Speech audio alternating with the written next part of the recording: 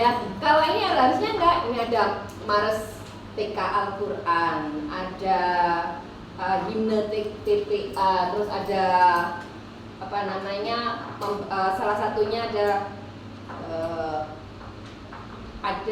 lagu yang dia membedakan makhorijul huruf. Saya lupa lagunya karena kalau lihat teksnya saya baru ingat, tapi karena ini kayaknya yang tadi coba yang di teks yang bawa buku jilid 1 coba dibuka di belakangnya Pak, ada?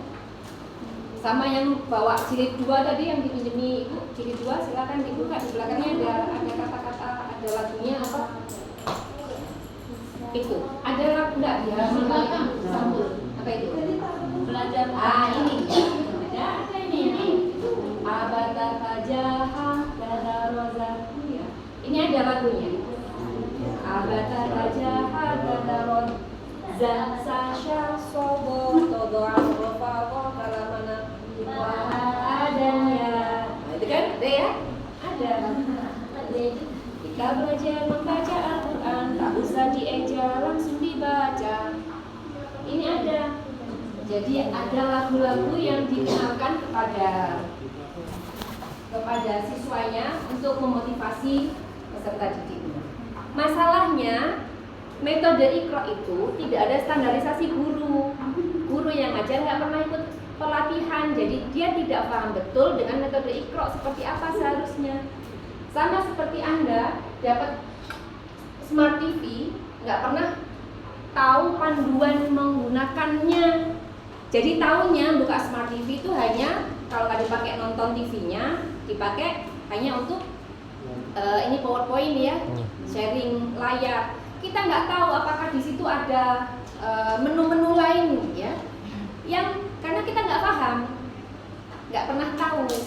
Maka sama seperti itu juga ketika kita mengajar dengan satu metode, tapi kita nggak paham dengan metodenya, otomatis kita nggak akan bisa menjalankan metode itu secara perfect, sehingga hasilnya juga nggak akan bisa dijamin seperti yang seharusnya. Karena untuk metode Iqra kan semua yang mau ngajar bisa ngajar. Buku dibeli di mana saja bisa, siapa saja bisa membelinya. Nah, itu satu sisi kelebihan karena semua orang bisa mengajar dan bisa belajar. Satu sisi itu juga jadi kekurangan karena nggak ada standarnya. Sehingga lulusannya tergantung kualitas para pengajar. Kalau gurunya bacaannya bagus, beruntung muridnya bacaannya bagus. Gurunya bagus tapi cara ngajarnya sangat toleran ya. Dibiarkan ya, walaupun gurunya bagus ya muridnya nggak akan bisa bagus ngajar. Jadi berbeda dengan Qiraati yang harus ada sertifikat gurunya. Jadi sehingga lulusannya lebih bisa dijamin. Itu salah satu kekurangan berikutnya memang konsepnya ya, konsep dasar yang dia kurang paham. Anak langsung diajarkan cara membaca tanpa dikenalkan konsep dasar, hurufnya namanya apa, tanda bacanya apa, lambang kolkolah yang ini bagaimana, ini harusnya berhenti sejenak, apakah harus wajib berhenti atau malah justru nggak boleh berhenti. Itu mungkin sekilas-sekilas, tidak terlalu begitu juga dengan tajwid. Jadi hanya tidak dikenalkan ini bacaan idhar, ini idgham, ini hanya dikenalkan cara membacanya. Kalau gurunya cerdas, dia mengenalkan langsung dengan tajwidnya. Kalau gurunya enggak, ya sudah hanya cara membacanya. Jadi murid tahu membaca, tapi nggak tahu hukum bacaannya apa. Ya, misalkan ikhfa, dia hanya tahu ta. Tapi ditanya, kenapa dibaca ta kok nggak anta? Nggak paham dia. Tapi dia tahu cara membacanya. Itu salah satu kelebihan dan kekurangannya. Kemudian untuk tahapannya memang variatif ya. Ada yang dimulai dengan klasikal dulu, membaca bersama, guru mencontohkan, diikuti. Ya, kemudian nanti per individu. Yang ditekankan memang yang per individu karena dia berdasarkan yang diminta aktif kan siswanya.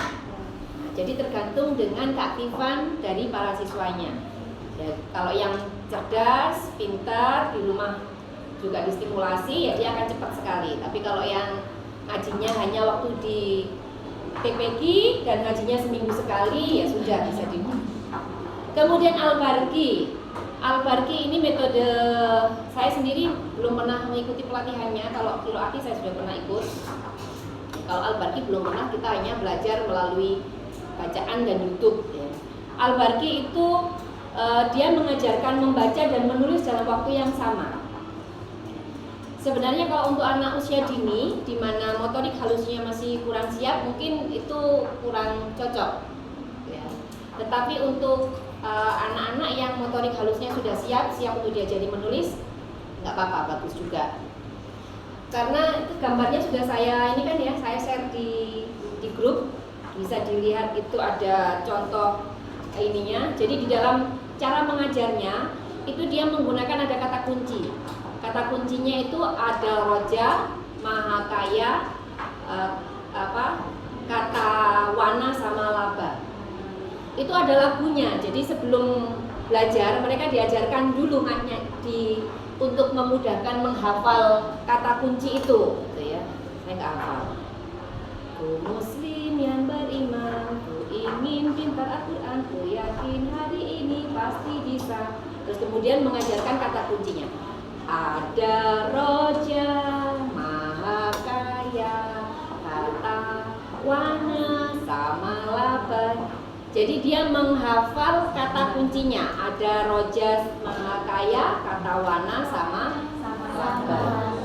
Nah, terus cara mengajarkannya di bukunya itu dia mengenal ada istilah baris dan kolom. Jadi ini ada A, B, C, D ke bawah itu, nanti dilihat di sana ya, karena saya nggak bisa membukakan di sini. Dan ada kolom 1, 2, 3, 4. Cara mengajarkannya adalah, jadi siswa diminta untuk melihat barisnya, diperhatikan baris A, kemudian nanti membaca sesuai dengan kolomnya. Kolom 1 A, kolom 2 Da, kolom 3 Ro, Ja, dan seterusnya. Nanti kemudian diminta ganti baris B, nah ya, baris B kolom 1, 2. Nah, dibaca mulai mengenalkan dua rangkai. Ada roja, ya ada di situ kan? Ya kolomnya jadi dua ya, tidak lagi sendiri-sendiri. Kemudian baris keempat lagi, ya sama diulang seperti yang atas. Yang ketiga baris ke A, B, C, D. Mulai dikenalkan cara menulis sambungnya. Bagaimana dia berada di depan kata, bagaimana ketika alif berada di tengah kata, bagaimana alif berada di akhir kata. Begitu juga dengan sampai ke ja, ada roja ya, ada 4 huruf kan tadi yang dikenalkan, ada roja. Nah, nanti terus ini jadi memang dia sistematis sekaligus mengajarkan ini kalau disilang bacanya bagaimana, nah, ya. Sampai nanti di bawah sudah dikenalkan, ditunjukkan langsung sambungnya karena dia sudah dikenalkan bentuk sambungan di atas ini. Yang 3-3 ini kan bentuk sambungnya ketika dia berada di depan bagaimana, di tengah seperti apa, di belakang seperti apa.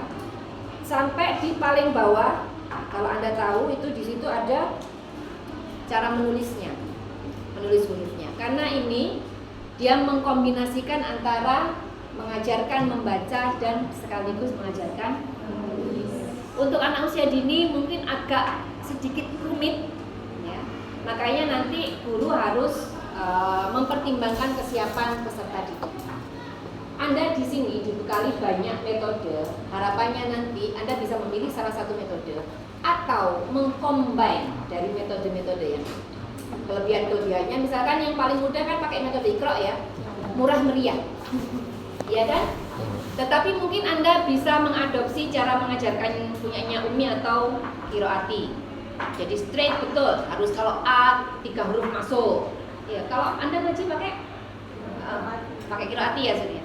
Ada bukunya? Punya? Nggak boleh, mungkin besok minggu depan di bawah untuk kita nanti bisa compare ya. Jadi kalau bagaimana di Qiraati itu kelebihannya apa? Itu nanti bisa diambil diterapkan walaupun Anda menggunakan metode Iqra misalnya ya. Nah, itu bisa meskipun ya nggak boleh harusnya sih nggak boleh, tapi karena Iqra itu kan lebih fleksibel, nah, mungkin nanti itu lebih memungkinkan digunakan. daripada metode misalkan Qiroati, kemudian Umi itu harus ada sertifikasi ya.